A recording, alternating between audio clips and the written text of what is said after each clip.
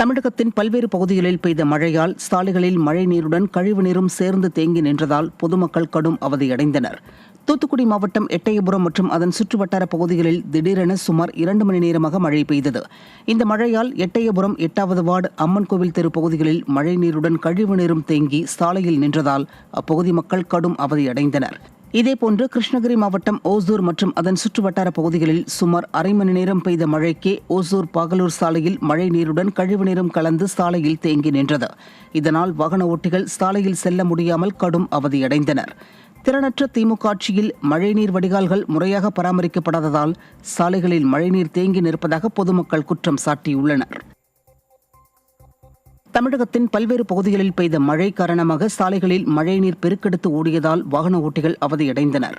திண்டுக்கல் மாவட்டம் கொடைக்கானல் மற்றும் அதன் சுற்றுவட்டார பகுதிகளான ஏரி சாலை, அப்சர்வேட்டரி, அண்ணா சாலை உள்ளிட்ட பல்வேறு பகுதிகளில் சுமார் 1 மணி நேரத்திற்கும் மேலாக மழை பெய்தது. இந்த மழையால் கொடைக்கானல் பகுதிகளில் கடும் குளிர் நிலவியதால் மக்களின் இயல்பு வாழ்க்கை பாதிக்கப்பட்டது. இதேபோன்று உதகை மற்றும் அதன் சுற்றுவட்டார பகுதிகளான லவ்டேல், கோத்தகிரி, தொட்டபெட்டா உள்ளிட்ட பல்வேறு பகுதிகளில் திடீரென மழை பெய்தது. இந்த மழையால் சாலைகளில் மழைநீர் பெருக்கெடுத்து ஓடியதால் பொதுமக்கள் மற்றும் வாகன ஓட்டிகள் கடும் அவதியடைந்தனர். தேனி மாவட்டத்தின் பல்வேறு பகுதிகளில் சுமார் 1 மணி நேரத்திற்கும் மேலாக பெய்த மழையால் பொதுமக்களும் விவசாயிகளும் மகிழ்ச்சியடைந்தனர். தேனி மாவட்டத்தில் கடந்த சில நாட்களாக வெயிலின் தாக்கம் அதிகரித்து காணப்பட்டது. இந்த நிலையில் தற்போது தேனி மாவட்டத்தின் சுற்றுவட்டார பகுதிகளான அல்லிநகரம், வடபுதுப்பட்டி, போடிநாயக்கனூர் உள்ளிட்ட பல்வேறு பகுதிகளில் கனமழை பெய்தது.